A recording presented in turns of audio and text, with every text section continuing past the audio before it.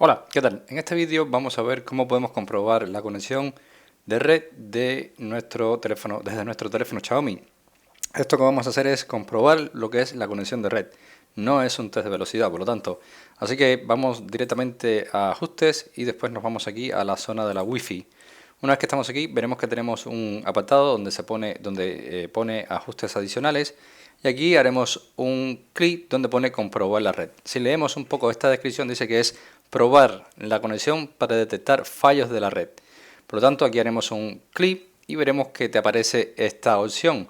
Vale, aquí es como un medidor, pero no es un medidor de velocidad. Realmente esto no es la velocidad de tu conexión.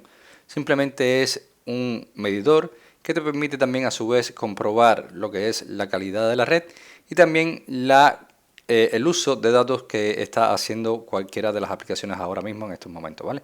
Por lo tanto, para comprobar la conexión de la red, vamos a hacer un clic aquí, vamos a comprobar la red, diagnosticar protocolos de red, comprobar la red, conexiones restringidas de las aplicaciones, etcétera, y esperaremos que haga todas estas pruebas.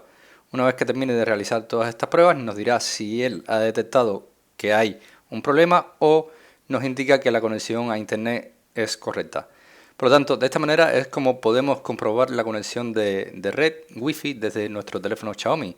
Espero que este vídeo te haya gustado, te haya ayudado y si es así, como siempre te digo, te invito a que me dejes tu like, suscríbete a nuestro canal y por supuesto nos vemos en un siguiente vídeo.